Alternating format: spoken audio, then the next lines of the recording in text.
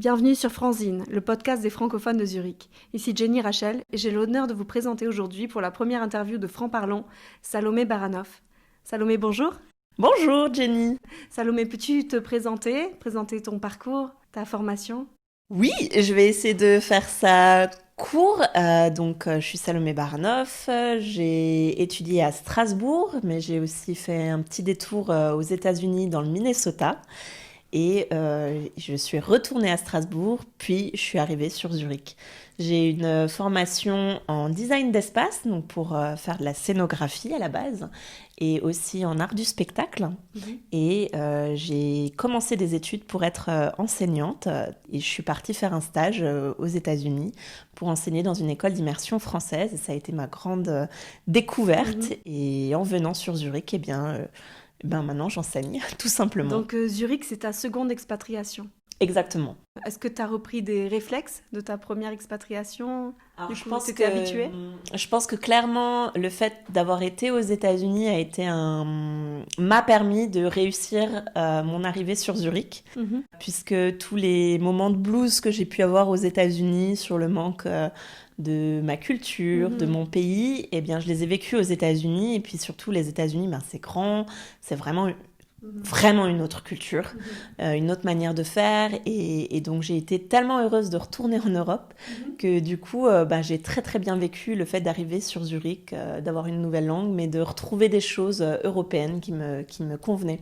Alors que si j'étais partie tout de suite sur Zurich, peut-être que je l'aurais moins bien vécu. Moi, étant venue directement de France à Zurich, je sens un fossé déjà plus grand. T'as eu le choc tout de suite dès le départ, alors que moi, je l'ai eu aux États-Unis. Et après, finalement... En même temps, cette première expatriation m'avait permis aussi de découvrir un peu qui j'étais et ce que j'aimais aussi de mon côté français ou francophone. Et donc, ça m'a permis de me découvrir et du coup de voir aussi ce qui était important pour moi en arrivant sur Zurich. Qu'est-ce que je voulais garder et qu'est-ce que je voulais pas garder, qu'est-ce qui était important. C'est très intéressant ce que tu dis là, justement qu'en allant voir l'autre, on redécouvre son identité et les valeurs qui comptent énormément pour nous. Ouais, c'est très intéressant. Et donc, dans quelles conditions, à quel moment de ta vie t'es venue à Zurich ? Pour le travail Par amour. En fait, juste avant de partir aux États-Unis, j'ai rencontré un homme. Voilà. Quand on se dit, il ne faut surtout pas tomber amoureuse, c'est pas le moment. Tu vas te plonger à fond pendant une année dans un autre continent. Donc voilà. Le lendemain, je rencontrais un homme dont je suis tombée folle amoureuse et qui est aujourd'hui mon mari. et donc, quand je suis revenue des États-Unis, je l'ai retrouvé. Lui, il est allemand et il vivait à Leipzig et donc il est venu s'installer sur Zurich parce que c'était plus proche de Strasbourg. Donc voilà, il faisait un premier pas et donc on se voyait tous les week-ends et bizarrement, malgré le fait qu'on avait eu cette relation longue distance pendant plusieurs mois où on avait zéro possibilité de se voir, là, le fait de se voir que les week-ends a été atroce, donc très vite, j'ai décidé de le rejoindre, voilà. Ok, une très belle histoire. Chacun va un peu vers l'autre. Exactement. Et du coup, au niveau de la langue, tu t'étais préparée un petit peu à déménager ? Alors, j'ai eu la chance d'avoir des cours d'allemand quand j'étais très jeune, puisqu'en étant en Alsace-Lorraine, en fait, il y a des conventions qui se font entre l'Allemagne et la France. Et donc, j'ai commencé à apprendre l'allemand. Je devais être au CM1, voire au CM2. Voire au CE2, pardon. Ah oui, donc très tôt. Pour la France, c'est tôt pour l'apprentissage des langues. Sauf que j'étais très mauvaise. J'ai détesté cette langue. J'ai fait souffrir mes profs d'allemand, je pense, pendant des années. Eux me l'ont bien rendu. Et bien sûr, je suis tombée folle amoureuse d'un Allemand. Voilà. L'ironie de l'histoire, d'ailleurs. Mes anciens profs rigolent beaucoup en sachant que j'habite maintenant à Zurich, mariée à un Allemand. Donc c'est une immigration que tu n'as pas vraiment préparée, que tu n'avais pas envisagée. La chance que j'ai, c'est que j'ai la double nationalité franco-suisse. Oui. Et donc, contrairement à beaucoup d'expatriés que tu vas interviewer, moi c'était très simple, c'est-à-dire que même sans travail, même sans point de chute, j'avais le droit de venir. Et je me suis pas gênée pour venir, même sans être très préparée. D'accord, mais tu as bien fait. Donc voilà, la seule chose que j'ai préparée, c'est ma liste de mes affaires pour passer la douane. D'accord, effectivement. Et comme j'étais étudiante, je n'avais pas grand-chose. Donc on a passé la frontière, mon mari avait trouvé un appartement et on s'est installé là. Donc ça a été très facile, on va dire, dans un premier temps, sans trop réfléchir. Mais du coup, c'est peut-être après que les difficultés sont arrivées. Ça, parce que, voilà, sans travail, j'avais pas tout à fait fini mes études, j'avais pas de point de chute, je savais pas trop où j'allais. C'était une période aussi qui était un petit peu compliquée parce que pour des raisons personnelles, j'allais pas très bien. Donc ça a été vraiment un peu dur au début. En plus, voilà, c'était en plein hiver, donc tu connais l'hiver suisse. Ça se soit adouci. Ça se soit adouci, mais c'était dans cette période, c'était le 1er décembre qu'on a déménagé. Donc, il faisait gris, il faisait froid, je connaissais personne, ça parlait allemand. Même si j'avais passé des années à apprendre l'allemand, comme je disais, j'étais très mauvaise. Donc, il y a eu des choses qu'il a fallu qui reviennent dans mon oreille. En plus, c'est de l'allemand, mais en fait, non, c'est du suisse allemand. Donc, même quand je passais du temps à reprendre un cours pour essayer de revoir au quotidien. T'as quand même pris des cours de langue, t'as senti que c'était une nécessité. J'ai essayé par Internet, mais dès que vous apprenez du vocabulaire et puis que, en fait, vous allez dans un magasin en étant super fier de pouvoir réutiliser ce vocabulaire et que la vendeuse utilise un autre mot qui est un mot suisse-allemand, c'est complètement désespérant, quoi. Donc voilà, ça c'est ce que j'ai vécu à mon arrivée. Donc le début a été très dur. Est-ce que du coup, tu avais déjà des relations avec la Suisse ? Tu as dit que tu avais cette nationalité. Oui. Est-ce que tu avais des idées sur la Suisse toutes faites, des mythes sur la vie en Suisse ? En fait, j'ai la nationalité parce que mon arrière-grand-père est suisse. D'accord. Il vient du canton de Zurich, en fait. Donc c'est un petit peu un retour aux sources. J'ai de la famille qui habite de l'autre côté du lac, avec qui on a quand même gardé contact, etc. Mais en fait, ce que je connaissais surtout de la Suisse, c'était la Suisse romande. Parce que j'ai passé 2 années dans mon enfance en Suisse romande, où j'ai appris à lire. D'ailleurs, ça a été une grande chance parce que les méthodologies pour apprendre à lire en Suisse romande ne sont pas du tout les mêmes qu'en France. Et notamment, l'apprentissage de la lecture se fait sur 2 ans, alors qu'en France, à l'époque, en tout cas à mon époque, ça se faisait sur 1 année. CP. Voilà, donc du coup, le fait que ça soit sur 2 ans, que ça prenne du temps, quand j'ai dû retourner en France, finalement, j'avais une compréhension qui était... Je lisais moins vite que les autres enfants, mais je comprenais ce que je lisais, contrairement aux autres enfants. Oui, donc c'est plus mécanique. Voilà, donc ça, c'était la chance. C'est intéressant aussi de voir ces différences d'éducation. Exactement. C'est un sujet qui nous concerne beaucoup. Exactement, mais du coup, moi, j'y ai trouvé plutôt mon compte. Donc, je connais plutôt la Suisse romande. D'ailleurs, s'il y a un Suisse romand qui se met à côté de moi et qui se met à parler, je vais prendre l'accent. L'accent revient. Enfin, pour eux, ce n'est pas un accent, c'est leur manière de parler, mais voilà, j'ai la manière qui revient. Et inversement, si par exemple je retourne à Strasbourg, je vais reprendre aussi l'accent. Enfin, tu sais, on dit que ça, c'est une preuve d'humanité. Quand on attrape les accents, les tons des gens autour de nous. Donc, ça te représentait très bien. Merci. Absolument. Est-ce que je peux parler de la manière dont on s'est rencontrés ? Bien sûr, vas-y, je t'en prie. Déjà, j'avais ma fille qui suivait des cours de flamme, enfin tous mes enfants à l'époque, et ma fille t'avait comme professeure. Elle était complètement enchantée, c'était ses meilleurs cours, à tel point que voilà, aujourd'hui ça lui a donné l'envie d'aller carrément dans une école française. Elle en garde un super souvenir. Ouais, donc ça c'était le premier contact. Donc tu as travaillé pour les cours flammes. Exactement. Et ensuite on allait parfois au théâtre du Pourpour le dimanche, voilà, pour voir des représentations de tapis volants pour lequel tu travailles. J'ai été bénévole là-bas. J'ai été dans le comité. Ouais. J'ai été dans le comité de tapis volants et pendant quelques années. Ouais. Et troisième association que tu as créée et que tu fais vivre, c'est le Café Biblio. Oui. Et donc on s'est revus cet été parce que justement tu as publié que tu accueillais les enfants pour un événement cet été. Pour un événement, et je suis venue, on s'est rencontrés. C'est là que ça a été hyper motivant pour moi de te voir. Et je me suis dit, mais il faut faire quelque chose avec cette communauté francophone, avec des forces et des motivations comme Salomé. C'est pour ça aussi que tu es la première que j'ai interviewée, que ça compte énormément pour moi. Parce que justement, tu as des idées et tu les mets en pratique. Et je pense que tu connais du coup pas mal le milieu associatif. Ça commence. J'ai eu la chance d'être bien introduite dans Zurich maintenant, mais ça a été du travail. Ça s'est pas fait tout de suite, mais c'est vrai que j'ai eu la chance de rencontrer les bonnes personnes au bon moment, qui m'ont ouvert leurs portes et qui m'ont fait confiance et qui... Et voilà, et les synergies, ça fait les super beaux projets, quoi, donc. Est-ce que tu veux nous parler un petit peu de Flamme et de Tapis Volant, et après, bien sûr, de Café Biblio plus en détail? Volontiers. Alors, déjà, travailler à Flamme, ça a été pour moi un tournant, professionnellement parlant, puisque quand je suis arrivée donc, sur Zurich, j'avais pas de travail. En plus, comme je le disais, j'allais pas très bien à ce moment-là. Donc, il fallait aussi que je reprenne vraiment confiance en moi. Pour moi, c'est hyper important, surtout quand on travaille avec les enfants, d'aller bien. C'est-à-dire que les enfants, ils sont pas là pour nous faire aller bien. Puis c'est des éponges. Et puis c'est des éponges, donc il était hors de question que je travaille dans des classes si je n'allais pas bien. Donc il a fallu d'abord que je me reconstruise. Et puis petit à petit, par exemple, j'ai commencé par faire du babysitting. Et j'ai eu la chance de rencontrer une super famille dont je me suis occupée de leurs 2 enfants. Et ça a été super. Je me suis éclatée, j'ai travaillé avec eux pendant un petit moment et ça a été génial. Ça m'a vraiment remis sur pied, on va dire. Après, j'ai continué par un stage. Alors, c'était un stage dans une école internationale. Malheureusement, j'ai été un petit peu exploitée pendant une année. Mais ça m'a... Je savais que j'étais capable d'enseigner, je savais que j'étais capable d'apporter beaucoup de choses aux enfants et je savais que c'était le métier que je voulais faire. Mais je savais aussi quelles étaient les limites que je devais me donner pour ne pas me faire exploiter, pour vivre les choses bien et tout. Suite à ça, j'ai commencé à travailler à Flamme. Donc Flamme, ça a été super parce que j'étais enseignante, j'avais mes classes, j'ai pu rencontrer des collègues qui sont devenus aussi des amis pour la plupart. C'est aussi, du coup, quand on a des collègues, quand on a un problème ou quand on a une question par rapport à un enfant, on peut s'adresser à sa collègue et avoir des conseils. Donc c'est tout ça, c'est vraiment quelque chose que j'aime, quoi. C'était aussi une très bonne carte de visite.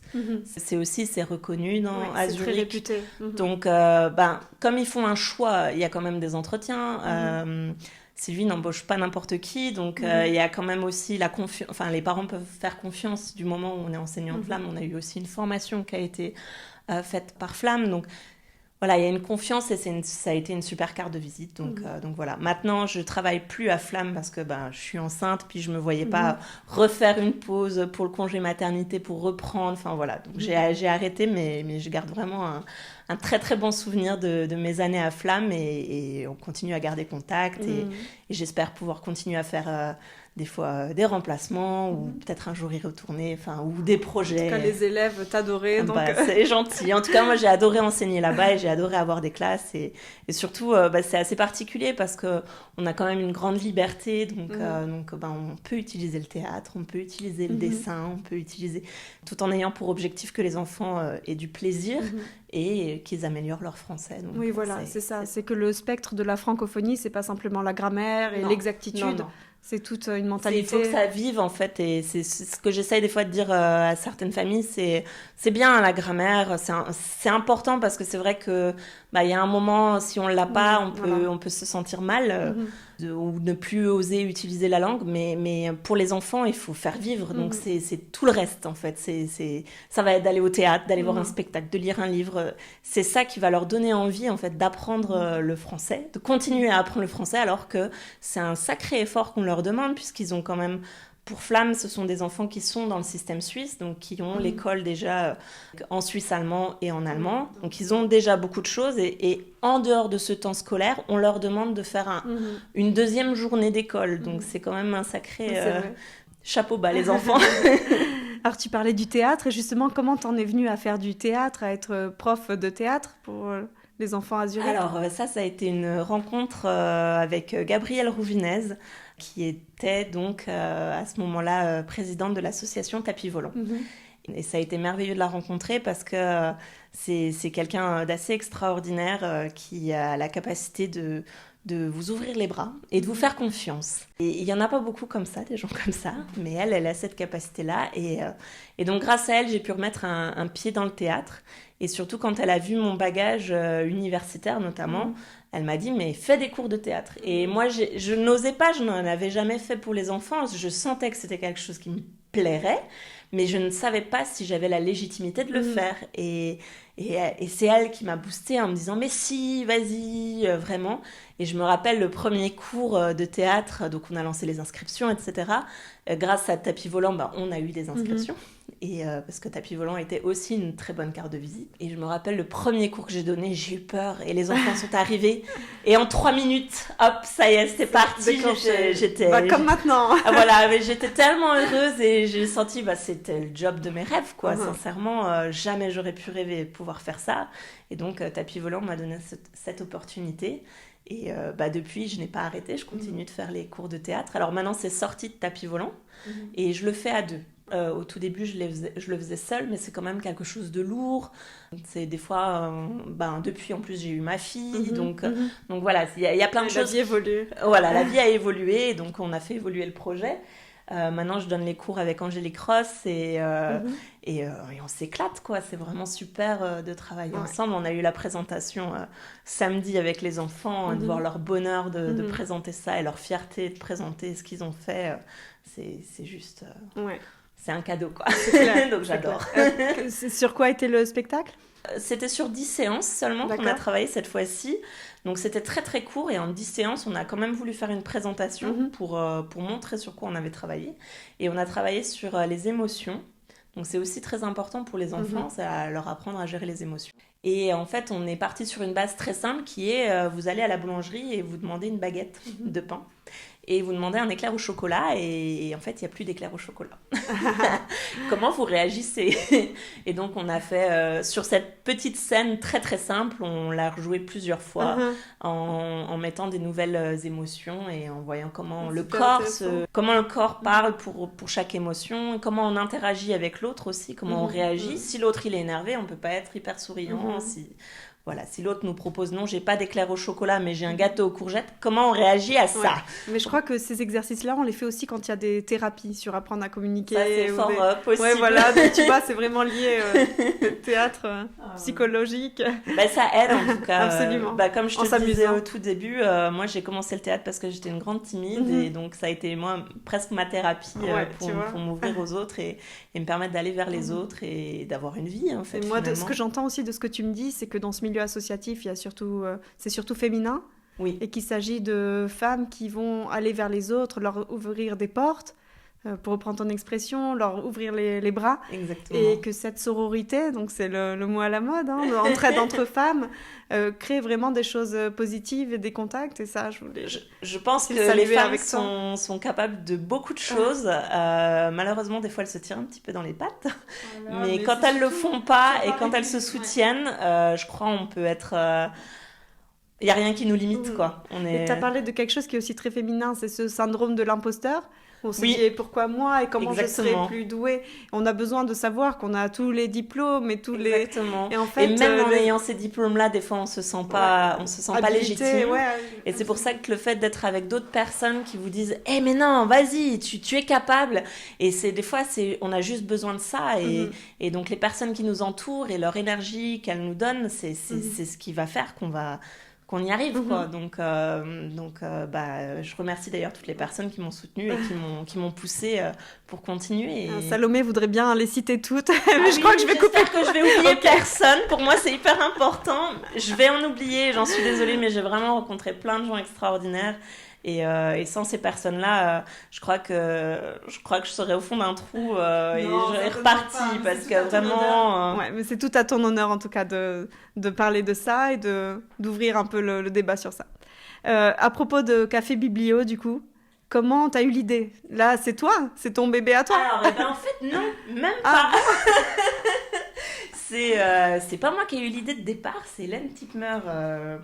qui est d'ailleurs une des personnes qu'il faut remercier d'ailleurs. C'est elle qui a fait un appel sur Facebook. Donc Hélène Tipmer avait une salle qu'elle utilisait pour faire des anniversaires, des cours de couture qui s'appelait Crafty Hands. Et il se trouvait que le vendredi, elle avait sa salle qui était libre. Et elle trouvait ça dommage que cette salle soit libre et ne serve pas. Et elle a voulu la mettre à disposition de la communauté francophone. C'est quand même très généreux parce que ça lui demandait quand même de préparer la salle, d'avoir la salle à disposition sans nous demander d'argent. Donc c'était quand même quelque chose d'assez exceptionnel. Et donc elle a fait un appel sur Facebook pour une bibliothèque francophone et suite à ça, on a été 3 personnes à répondre à son appel. Gabrielle Rouvinez, dont j'ai déjà parlé, comme quoi les personnes, on se retrouve. Il y a eu Amanda Morel et puis il y a eu moi-même. Voilà. Mais toi, tu avais des livres en particulier? Tu avais une certaine collection? Alors, moi, j'ai grandi au milieu des livres et ma mère m'a toujours appris, quand vous déménagez, la première personne avec qui il faut être ami, c'est les bibliothécaires. Et elle a toujours fait ça. On a beaucoup déménagé quand j'étais jeune et on a toujours fait ça. Ça a été toujours les premières personnes chez qui elle s'est présentée. D'ailleurs, elle pouvait dire ça, c'est une bibliothèque, c'est super, ils sont gentils.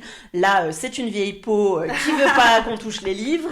Donc voilà. Donc j'ai grandi là-dedans avec cette idée de la bibliothèque qui est un point central lorsqu'on arrive quelque part. Chez mes parents, il y a des livres partout. Partout.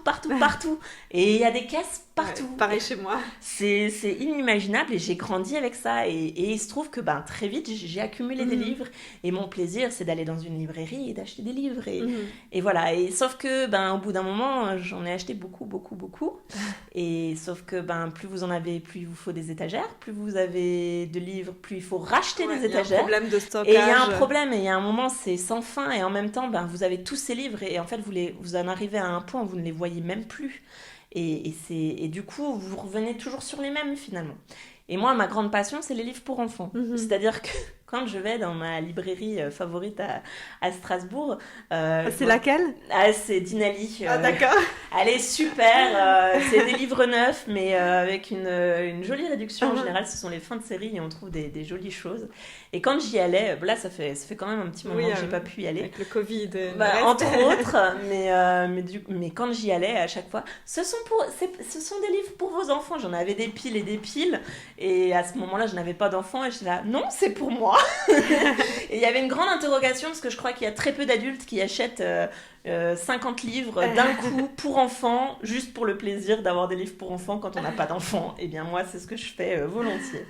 Et donc j'ai eu tous ces livres et du coup j'ai eu beaucoup de plaisir à faire un tri dans mes livres et à donner une partie de mes livres à Café Biblio.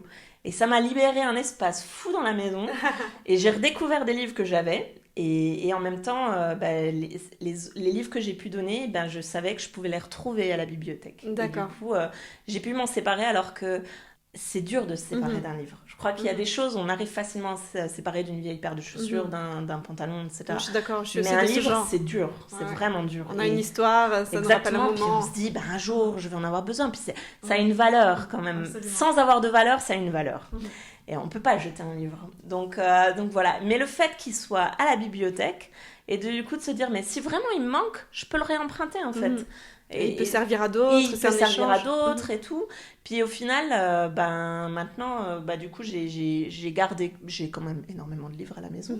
Mais il y a une partie des livres qui sont à Café Biblio. Donc on t'a donné un espace-temps dans Crafty Hands. Alors, oui, pardon, revenons. Et donc tu t'es dit, je vais carrément créer une association. En fait, on était 4. On s'est dit, lançons le projet de la bibliothèque. Donc c'était vraiment les 4. Donc il a fallu faire les appels Facebook pour récolter des nouveaux livres, aller chercher les livres. Ça a été les enregistrer, les couvrir, ça a été les ranger sur les étagères, trouver une espèce de système de rangement. Puis ça a été un moment, on a ouvert. Voilà.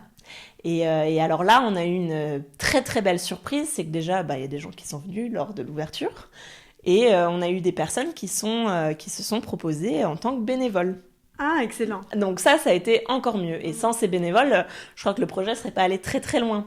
Parce que on était bien occupés quand même déjà les 4 par d'autres choses. Donc d'avoir des bénévoles qui se sont proposés, ça a permis d'ouvrir plus souvent, de nous alléger du temps.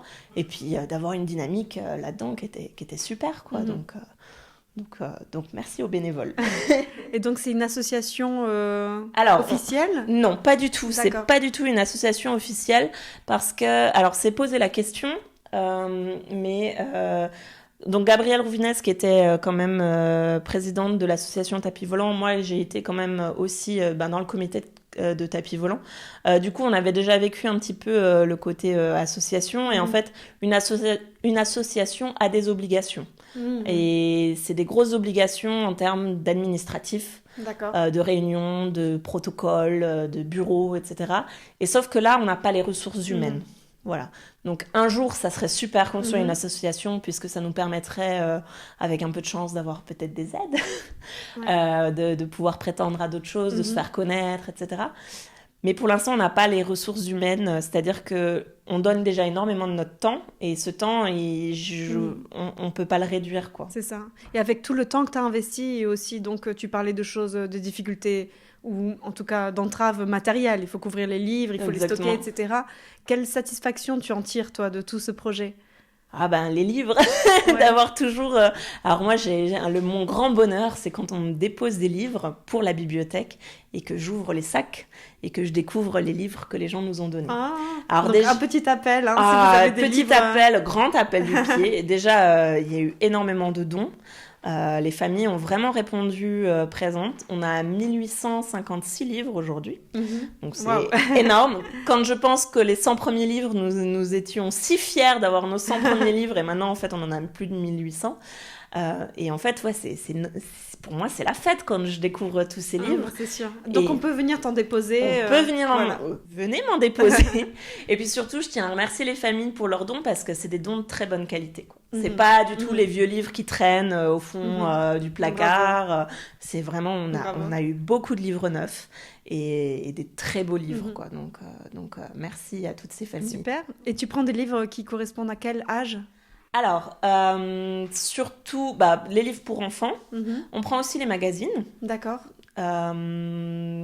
Et on prend aussi les livres pour adolescents, les bandes dessinées, et les livres sur la parentalité. D'accord. Ça, c'est vraiment ce qu'on récupère le plus. Il y a un projet éventuellement de récupérer aussi des romans et des DVD. Mais pour l'instant, c'est pas complètement ficelé. Donc, je veux pas lancer un appel parce que je sais que tout le monde a ça dans son grenier. Mais peut-être que Café Biblio est amené à évoluer et à se développer. Moi, je te le souhaite. Donc voilà, il y aura des nouveautés. Mais c'est surtout les livres pour enfants, les livres sur la parentalité, les magazines et les bandes dessinées, parce que les bandes dessinées, ça, c'est à tout âge. Et deuxième appel, donc ceux qui veulent profiter de tes livres, comment ils doivent procéder ? Est-ce qu'il y a un moyen de te contacter ? Exactement, alors Facebook. D'accord. Facebook, alors on n'aime pas forcément tous Facebook, mais Facebook est un magnifique outil. Sans Facebook, Café Biblio n'existerait pas. Sans non plus le groupe des mamans de Zurich, Café Biblio n'existerait pas. Donc elles font aussi un travail merveilleux. Moi, je dois dire particulièrement à Zurich, c'est vraiment le moyen... le plus efficace pour rencontrer ou pour diffuser des choses. Plus que des groupes WhatsApp ou de ce qu'on peut trouver ailleurs, vraiment. Exactement. Facebook, je sais qu'il y a aussi des groupes WhatsApp. J'avoue que je ne suis pas rentrée dedans, donc je ne sais pas trop ce qui s'y passe. Je pense qu'il s'y passe plein de choses. Il faudrait que je m'y mette un petit peu.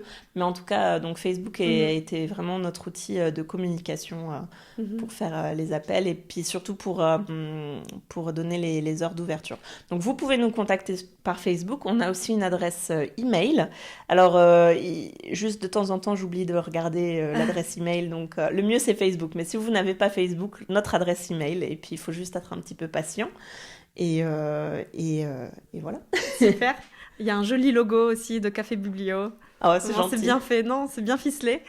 J'ai exploité mon mari. Très bien. Et aujourd'hui, la question du lieu... Elle te pose toujours un problème de l'endroit. Est-ce que Crafty Hands, ça fonctionne toujours ? Alors, justement, il y a eu des grands changements entre les débuts de Café Biblio, donc où on était à Crafty Hands et maintenant, et une grande évolution. Notamment, cette évolution a été liée à la crise du Covid, puisque on a dû fermer. Tristement, ouais. Voilà. Hélène, qui possédait la salle de Crafty Hands, a décidé de se prendre un local plus petit. Et donc, on se retrouvait avec un stock monstrueux de livres et pas de possibilité d'accueillir les gens. Et du fait que c'est que des livres qu'on nous a donnés, c'était pour nous très important qu'ils restent accessibles. Donc, il a fallu trouver une solution. C'est comme un bien commun. Exactement. Et du moment où on nous les a donnés, il faut qu'ils continuent à tourner, quoi. On peut pas juste décider de les mettre dans un carton et de les oublier ou je sais pas. Mais en tout cas, ils doivent continuer à rester dans la communauté. Et alors là, on a eu une autre chance. C'est Madalena Bortnik qui est copropriétaire de chez Mamie Zurich à Schaffhauser-Strasse qui nous a gentiment accueillis. D'accord. Et alors là, Et ils ont la place ?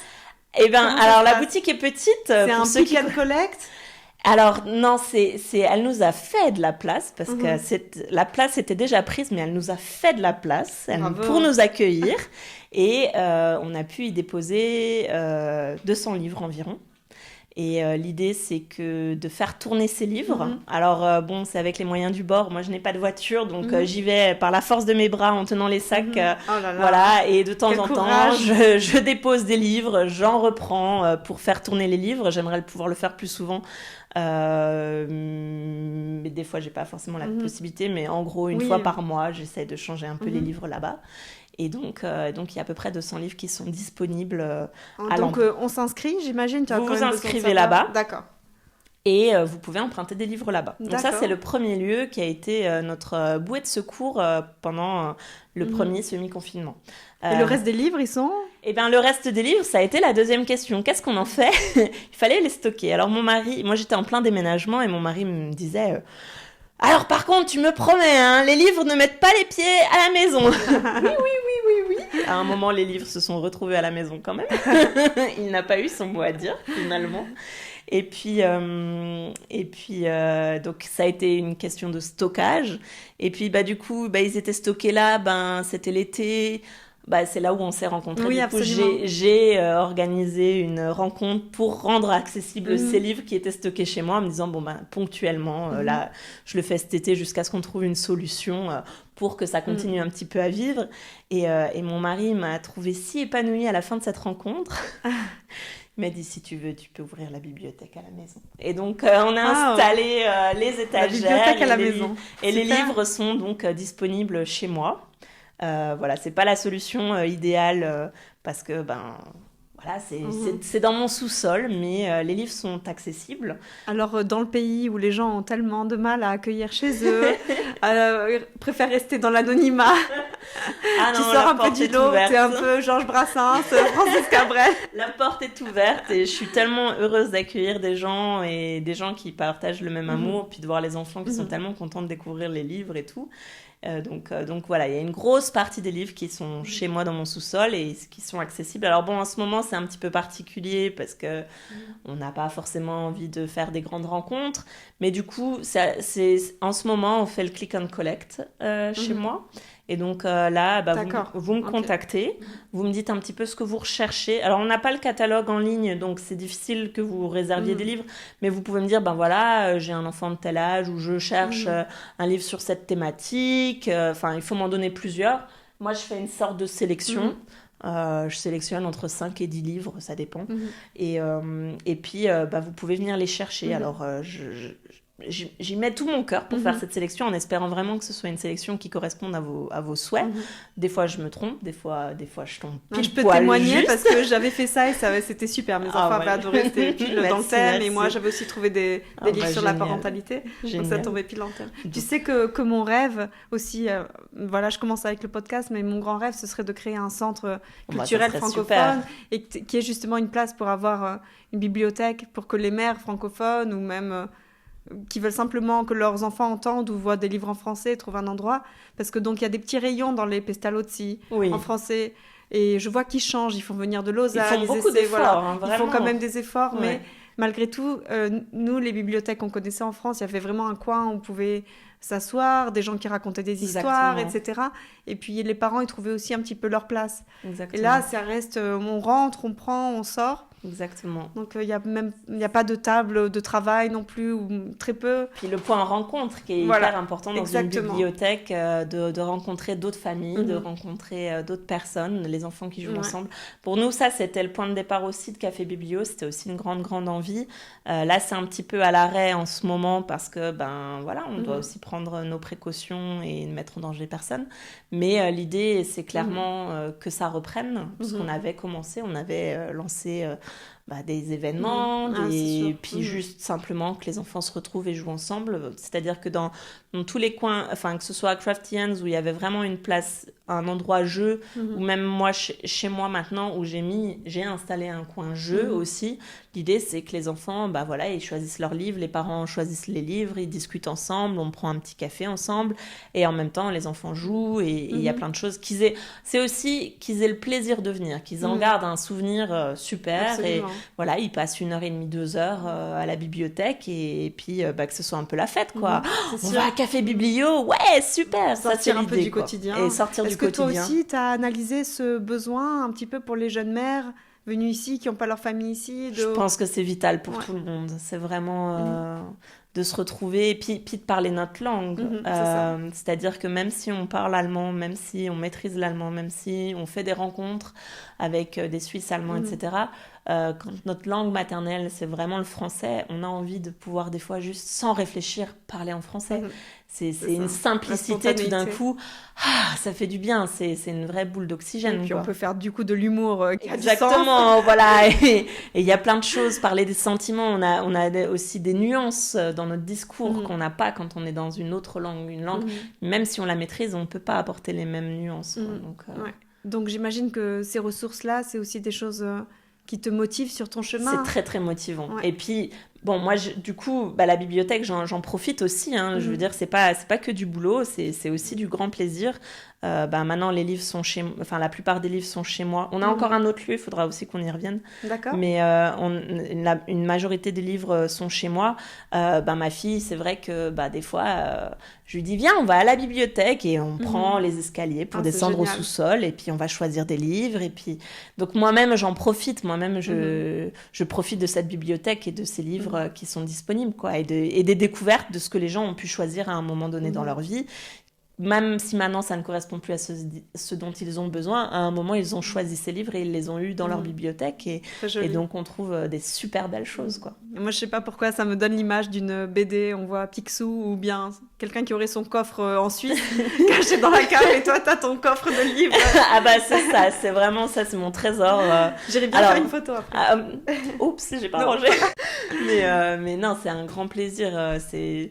Pour les voleurs, il n'y a rien à voler. J'ai pas de bijoux, j'ai pas de coffre-fort avec l'or, mais j'ai des livres. Et riche des échanges. Ah voilà, et ça on est riche. Moi, je voulais te demander, du coup, quand même, tu as dû avoir une vision un petit peu structurée de ce que tu faisais à un moment donné, même si c'est une porte qui s'ouvre après l'autre.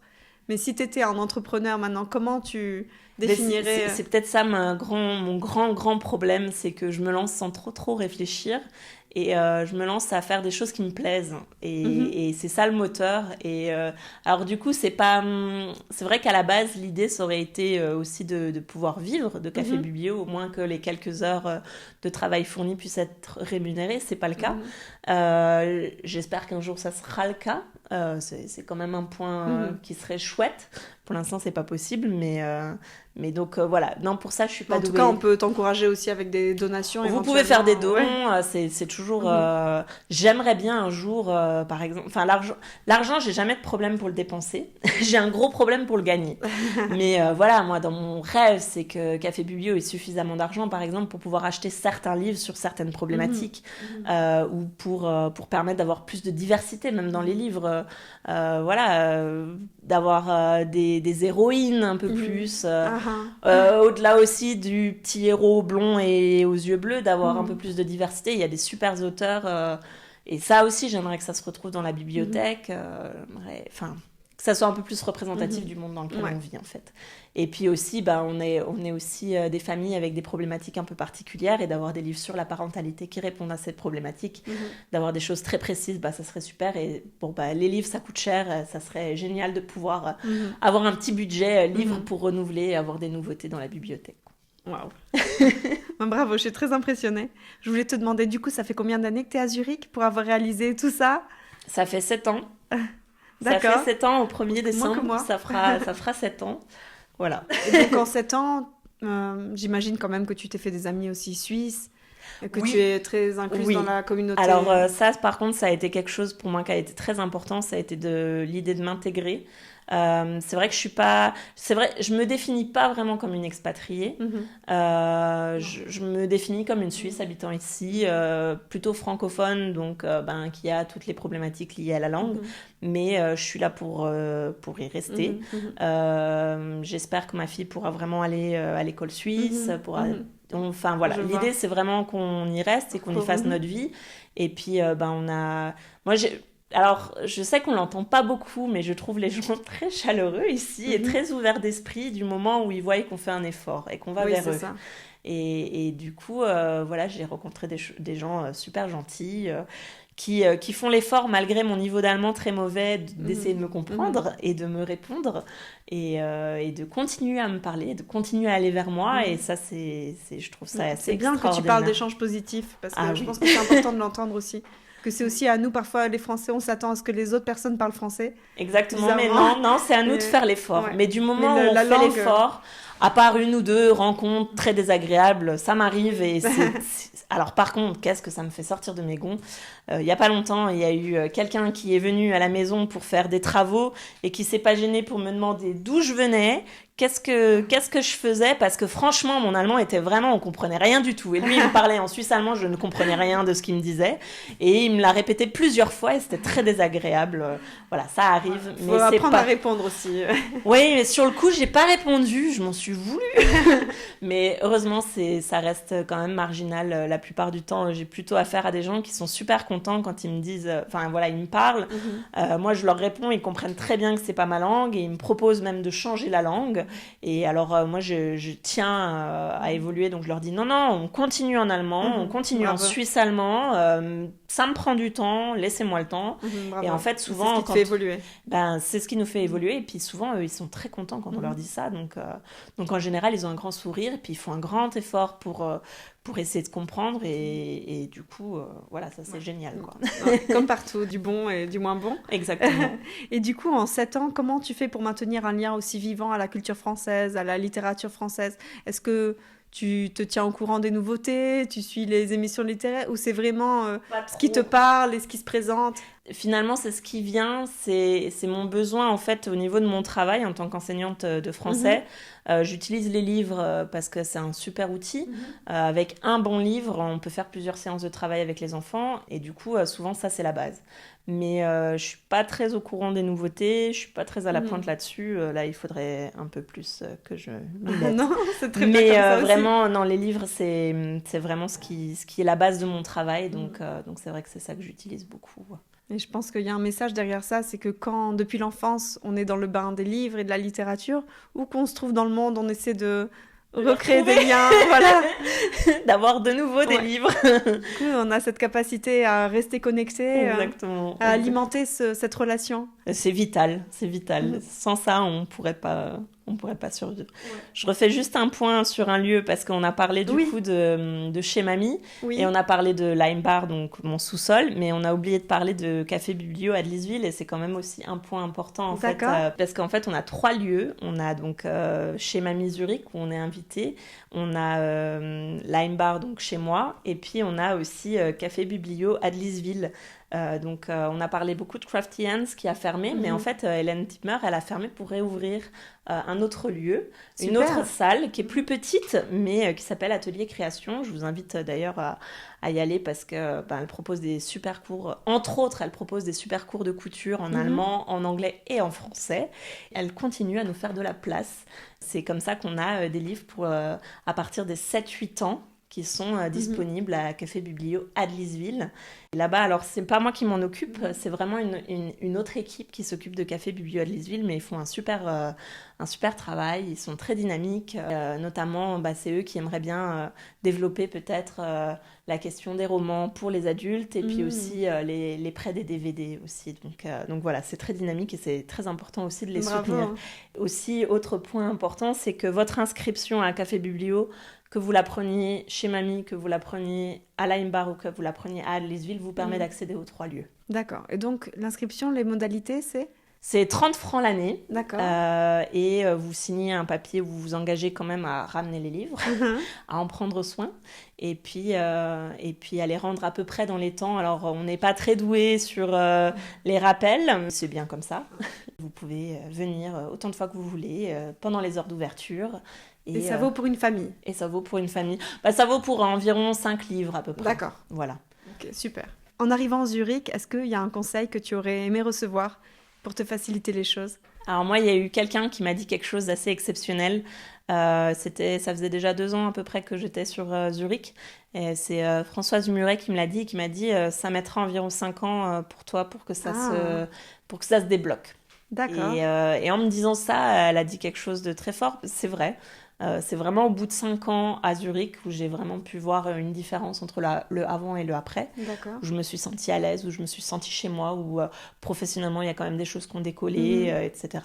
Et le fait de le savoir, en fait, le fait de se dire j'ai 5 ans à peu près pour m'en sortir, c'était important parce que sinon... Les 5 premières années, on peut les vivre potentiellement comme un échec, où on ne voit pas les choses qui bougent vraiment, et ça peut être très dur, moralement, physiquement aussi. Alors que là, j'avais cette petite lueur en me disant, bon voilà, ça fait déjà 2 ans, donc il me reste 3 ans à peu près. Je me donne ce temps-là pour y arriver, pour me sentir bien, pour être épanouie. C'est intéressant. Et j'aimerais vraiment que les gens se disent, quand vous arrivez, vous avez le temps. Prenez le temps de vous intégrer, de vous sentir bien. C'est normal qu'au début, ce soit dur. Donc il faut arriver avec une certaine sécurité financière. Oui. J'imagine aussi. Bon, j'avoue que voilà, moi j'avais mon compagnon de l'époque, un des deux qui travaille. Un des deux qui travaille, mais en tout cas, c'est pas parce que vous arrivez sans avoir de travail, c'est pas parce que vous arrivez sans connaître la langue, c'est pas parce que vous arrivez sans savoir vraiment ce que vous allez faire que c'est foutu. Mais donnez-vous le temps et accordez-vous ce temps pour vous mettre les bases et soyez indulgents avec vous-même. Ça recule, ça avance, voilà, c'est pas linéaire.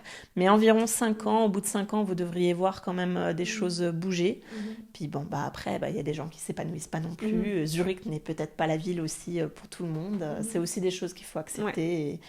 Et voilà. Mais moi, quand Françoise Muret m'a dit « ça prendra 5 ans », j'ai trouvé ça très juste et j'étais très contente qu'elle me l'ait dit. Et ça m'a donné une lumière, un point de chute et puis aussi une possibilité au bout de 5 ans de faire le point et de me dire est-ce que j'ai réussi ou pas. Donc il y a encore plein de choses à faire, mais en tout cas je suis plutôt assez satisfaite de là où j'en suis. Bravo, oui. Du coup, tu as développé des nouvelles forces et des nouvelles ressources, j'imagine. Il y a des choses que j'avais jamais faites que je me suis lancée. Que tu n'aurais pas faites. Voilà. Mais la question, c'est si tu n'avais pas eu cette expatriation, si tu étais restée dans ton confort, ta ville d'origine, que tu n'aurais pas eu de problème de barrière de langue, etc., qu'est-ce que tu aurais fait de plus ? Eh bien justement, je crois que j'aurais fait moins. Ça, c'est vraiment quelque chose de très important. J'aurais été dans un confort très sécurisant, dans une routine. Voilà, je me serais pas posé de questions. J'aurais été juste enseignante dans une classe avec des fois des journées longues, des journées difficiles, les vacances, etc., etc. Le manque de matériel, des classes surchargées, etc. En même temps, le plaisir d'enseigner et tout. Mais voilà, j'aurais été dans quelque chose de vraiment très routinier et je me serais pas posé plus de questions que ça. Alors je te rejoins sur cette idée que ça nous challenge et du coup on doit trouver des choses plus créatives. Et puis on a d'autres opportunités. En France, je n'aurais jamais eu l'opportunité d'enseigner le théâtre. Alors que là, tout d'un coup, j'ai eu cette possibilité-là. En France, je n'aurais jamais eu le besoin et je n'aurais jamais eu l'énergie pour faire une bibliothèque francophone. Alors que là, voilà, j'ai une bibliothèque francophone ouverte à la communauté dans mon sous-sol. C'est assez exceptionnel. Il y a des gens que je n'aurais jamais rencontrés. Voilà, il y a une ouverture... des rencontres assez incroyables qu'on fait, voilà, c'est... Alors, c'est pas pour tout le monde, je pense que tu es aussi quelqu'un de... mais en tout cas, j'en tire beaucoup de positif. Après, mon mari étant allemand, c'est vrai qu'il fallait qu'on trouve aussi un lieu de rencontre entre nous deux. Moi, je me voyais pas à l'époque aller en Allemagne et lui, il se voyait pas aller en France. Donc, voilà, Zurich, ça a été un petit peu le compromis entre nous deux et on y trouve nos forces tous les deux là-dedans, quoi. Est-ce que tu as l'impression que pour des nouveaux arrivants, c'est facile d'avoir des informations justement sur la vie associative, sur comment rencontrer des nouvelles personnes, des francophones ? Il y a des choses qui sont organisées par la ville de Zurich qui sont super. Pour apprendre, il y a le Welcome Desk de la ville de Zurich. Je vous conseille d'y aller, mais non, c'est pas facile. Moi, j'ai mis plus de 3 ans à apprendre qu'il existait, ce Welcome Desk. Voilà, c'est ça. Mais il existe et la ville de Zurich... En fait, la ville de Zurich, il y a quelque chose qui avait été formidable quand je suis arrivée, c'est organiser un apéro de bienvenue. Et quand vous arrivez quelque part et qu'on vous dit bienvenue, je crois que c'est les mots les plus importants à entendre. Et c'était assez magique de se dire « Ah ouais, on est accueillis ». Ouais, ils sont contents qu'on est là. On est là, on a le droit d'être là et on est les bienvenus. Et alors, c'est vrai qu'au quotidien, on ne le sent peut-être pas forcément toujours, mais en tout cas, que la ville de Zurich avait organisé ça. Je ne sais pas s'ils l'organisent toujours, mais en tout cas, ils organisent des choses pour qu'on soit accueillis et qu'on se sente bien. Après, c'est dur de savoir qu'ils l'organisent et c'est dur des fois de faire le pas d'y aller. Mais en tout cas, je conseille à tous les nouveaux arrivants de vraiment se renseigner sur ce que la ville de Zurich et le canton de Zurich, parce que c'est pas que que limité aux habitants de la ville de Zurich. Qu'est-ce qui est organisé pour votre bienvenue? Il y a beaucoup de recherches à faire. Exactement. Je pensais aussi en termes de choses pratiques, associatives, mais en termes de finances aussi, où il y a des grands changements et je pense que c'est important. Si vous venez de la France et que vous arrivez ici, c'est un autre système, c'est une autre mentalité et des fois il y a des petits chocs culturels qui se font. Ça, il faut le savoir. Il faut le savoir, et puis il faut être humble par rapport à ça, mais il y a des choses super qui peuvent se faire. Et justement, en tant que mère et connaissant d'autres mamans, je vais parler de la question du travail des femmes. Est-ce que tu as l'impression que c'est facile d'allier une vie familiale et une vie professionnelle, de trouver un certain équilibre et un épanouissement? Je pense que culturellement, c'est très compliqué. Ici, je crois que les choses sont pas faites pour que les femmes travaillent. C'est-à-dire que c'est pas la volonté première. Il y a des femmes qui travaillent, il y a de plus en plus de femmes qui travaillent. Il y a des choses qui sont faites pour pouvoir allier les deux. N'empêche que je pense que quand vous êtes une femme qui allait avoir un enfant ou qui avait un enfant et que vous dites que vous avez envie de travailler, on vous regarde avec des gros yeux en vous demandant mais pourquoi ? Enfin, je sais pas si tu l'as vécu, moi, mais... J'en ai 4 mais moi, je me suis prise des remarques très, très violentes, très, très virulentes sur le fait que j'avais envie de retravailler. Et ce qui est terrible en même temps, c'est que j'avais pas envie de travailler à 100%. Et donc, j'ai fait le choix de travailler à mi-temps. Et alors... En parallèle de ça, j'avais mes amies françaises qui me disaient mais pourquoi tu ne veux pas travailler à 100%? C'est-à-dire que l'incompréhension, elle est dans toutes les cultures. Et à côté de ça, j'avais aussi la famille de mon mari qui est allemande. Et en Allemagne, en gros, une maman, elle prend la première année de vie de son enfant, elle s'occupe de son enfant, elle fait rien d'autre. Ce qui est un sacré boulot. Hein. Mais moi, je n'en avais pas envie. Et donc j'avais ma belle-mère qui me disait mais il va être si petit ton bébé, mettre à la crèche. Alors presque j'étais une mauvaise mère de vouloir faire ça. Et... Justement, les systèmes de garde en Suisse et les horaires aussi ne sont pas forcément faits pour que... Exactement, c'est pas fait pour. Puis le prix, c'est-à-dire qu'il faut quand même vous assurer que d'un point de vue professionnel, vous gagnez suffisamment d'argent pour que ça rembourse la crèche. Quoi. Au moins, Au moins. Alors moi, j'avoue que ce n'est pas le cas, mais on a quand même fait le choix de pouvoir mettre notre fille à la crèche 2 jours par semaine, parce qu'on trouve aussi que c'est un bien-être pour elle, elle s'éclate à la crèche. Et puis un bien-être pour moi de ne pas toujours être avec elle. J'ai un plaisir de la retrouver. Quand on se retrouve, les retrouvailles, c'est juste magique. Et je me dis, mais si j'étais tout le temps avec elle, ce plaisir, je ne l'aurais pas et je manquerais vraiment quelque chose. Quoi. Mais non, je ne trouve pas que ce soit facile. Je ne trouve pas que ça aille de soi. Ça demande un effort, mais si on a envie de le faire, il faut le faire. Il faut s'écouter, tout comme si on a envie de rester à la maison et de s'occuper de ses enfants, mais il faut le faire à fond. Voilà, il n'y a pas un modèle qui est bon pour chaque famille. Moi, je rajouterais quand même qu'une carrière, ça se construit et que quand on a des grands blancs, c'est dur. Déjà, c'est dur sur le moment, c'est dur pour se remettre en route. Exactement. Et plus tard, ça fait des freins pour percevoir une retraite. Exactement. Et ça met quand même une certaine insécurité. Ça, il ne faut pas l'oublier, il faut en avoir conscience que... moi, je suis pro, justement, qu'on reste avec ses enfants, et c'est ce que j'ai fait, mais là, je vois aussi les limites. Mais voilà, il faut aussi avoir conscience que tout n'est pas rose, et que... c'est pour ça aussi le côté financier, quand on dit, la crèche coûte cher.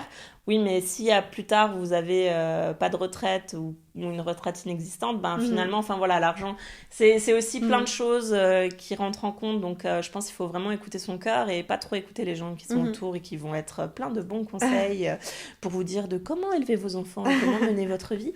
Oui, il y en a. Il y en a. Après, au-delà de ça, moi, je vois, des fois, j'aimerais travailler un peu plus et il n'y a pas le boulot, il n'y a pas l'opportunité professionnelle qui se présente à moi non plus. Donc, il y a des choses où j'ai pas le choix non plus, donc ça c'est aussi dur. Mais quand on est française, je crois que c'est un choc quand même, parce que je pense que la base en France, c'est quand même assez souvent après 3 mois de retourner travailler. Après la fin du congé maternité, la plupart du temps, une femme va retravailler. Ici, c'est pas forcément le cas. Bon, c'est bien de l'avoir dit, je pense que de prévenir. Voilà. Mais écoutez-vous, faites-vous confiance. Voilà, absolument. Tu veux saluer d'autres personnes qui t'ont aidé sur le chemin? Je pense que maintenant t'as le micro. Oui, j'ai oublié tellement de monde. ce que je voulais citer. Aussi, toute l'équipe de chez Mamie, c'est vrai que j'ai cité Madalena qui nous a accueillis, mais au-delà de ça, Madalena, elle a formé aussi ses vendeurs pour accueillir le public et pour que la bibliothèque fonctionne sans nous. Et donc, toute l'équipe de chez Mamie fait un travail formidable pour nous accueillir, pour rendre les livres accessibles, et ils travaillent pour nous, en gros. Et ça, c'est assez exceptionnel. Donc, il y a l'équipe de Café Biblio à Lisville, donc Hélène Tipmer, Isabelle Despaty, Nathalie Véron, Violaine Legal, qui font un travail formidable. Sans elles, ce lieu n'existerait pas. Puis les livres pour les grands ne seraient pas accessibles. Voilà, puis elles ont une énergie incroyable pour essayer de développer le projet, pour que ça continue et que ça prenne de l'ampleur. Toutes les bénévoles, en fait, toutes les bénévoles de Café Biblio, sans qui Café Biblio serait arrêté depuis très très très longtemps. Donc voilà, c'est vrai que quand on a toujours un petit problème pour ouvrir, ou qu'on a besoin de couvrir un livre, ou qu'on a besoin d'aller chercher des livres, et de pouvoir mettre un petit message auprès des bénévoles pour leur demander est-ce que quelqu'un serait disponible, est-ce que quelqu'un aurait 1 heure de son temps pour ça, ou plus, elles répondent présent. Bravo. Et ça c'est top. Et tous les autres que j'ai oubliés, mais je pense bien à vous, et vraiment sans vous, tant de choses n'existeraient pas. Donc, ouais. J'ai encore 2 questions pour toi. Oui. Après, vraiment, je vais te laisser, je te remercie de ton temps. La première, c'est est-ce que tu serais d'accord une fois que je revienne avec mon micro et qu'avec plaisir. Ton sens du théâtre, avec ta voix, tes talents, tu nous lises un texte pour enfants éventuellement, et voilà, qu'on puisse aussi reparler de Café Biblio et qu'on voit ce que ça donne. Avec grand plaisir, je te lirai un texte. Après, le talent et tout ça, ça sera à vous de décider s'il y en a. Mais mais j'aurai plaisir de lire un livre. Écoute, voilà. Ça sera un livre pour enfants, je peux déjà le dire, puisque j'ai du plaisir à lire des livres pour enfants. Et c'est très bien. Et si les enfants écoutent des podcasts, du coup, il y en a de plus en plus sur la littérature, et c'est un bon médium aussi pour eux. Exactement. Dans la voiture. Oui. Oui, et puis la lecture d'un livre ne se fait pas que face à du papier et à de l'écriture. Un livre en écoute, c'est aussi un livre, et c'est aussi apprendre ce qu'il y avait dedans. Donc, c'est aussi important. Et ensuite, je voulais te demander, est-ce qu'il y a une citation d'un livre qui te parle beaucoup, ou bien un proverbe qui te suit dans ta vie, quelque chose qui te correspond, ou en tout cas en ce moment te parle? Alors moi, il y a une phrase qui m'a suivie toute ma vie, c'est une phrase de Martin Luther. C'est une phrase que ma maman avait accrochée dans la porte qui menait au garage, mais en fait cette porte on la voyait dès qu'on descendait les escaliers, donc je voyais cette citation tous les jours. D'accord. Et je trouve qu'elle est très belle, et je trouve que c'est un bel exemple ça correspond à comment je fonctionne. Si l'on m'apprenait que la fin du monde est pour demain, je planterais quand même un pommier. Et c'est-à-dire que on peut être vraiment dans une situation vraiment catastrophique, on peut ne pas voir le bout. Et ça veut pas dire qu'il faut baisser les bras, faut continuer, et qui sait, le pommier nous donnera des pommes et on aura une super tarte aux pommes après, et voilà, et il faut pas. Il y a plein de choses super négatives qui se passent dans le monde, mais soit on décide d'écouter que ça, et dans ce cas, autant laisser tomber tout de suite. Soit on se dit, non, je continue à bosser, je continue à essayer de rendre le monde meilleur, et puis je continue, et puis qui sait, il y a des choses merveilleuses qui peuvent se faire, quoi. Non, mais c'est très inspirant, voilà. Et comme tu dis, la vie triomphe toujours. On peut tout bitumer, finalement il y aura toujours une fleur qui sortira. Mais si vous regardez la nature, ça ressort toujours. Elle arrive toujours, la plante, la mauvaise herbe arrive toujours à sortir, et elle tient très très bien, et après on découvre qu'elle est pas si mauvaise que ça. Du coup, on te fait plein de souhaits de vie, et pour ton prochain futur événement, et je te remercie de m'avoir accueilli dans ces conditions, de m'avoir donné ton temps. Merci. Si proche du jour J. Ah oui, parce que pour la petite histoire, j'accouche dans 2 semaines. Voilà. Donc c'est vraiment adorable, je sais que c'est beaucoup d'énergie, et merci d'avoir échangé, d'avoir été la première que j'interviewe. Et donc, merci de m'avoir donné cette chance, de m'avoir fait confiance. Et reviens quand tu veux, surtout que tu m'amènes des gâteaux et que tu sais que je suis gourmande. Donc voilà, oui, je suis gourmande. Si vous venez à Café Biblio, vous pouvez amener un gâteau, du chocolat, ça sera toujours mangé. Ça reste du partage. Voilà, on a bien vu ton humanité et à quel point tu te donnes sans compter pour les autres et pour des grandes valeurs. Et on a vraiment apprécié, moi je pense que tous les auditeurs auront apprécié ces côtés-là. Merci beaucoup Salomé. Merci à toi. Alors à très bientôt, merci. À très bientôt, merci. J'ai été ravie de vous présenter ce podcast. Abonnez-vous pour ne pas manquer les suivants. Et merci de votre soutien.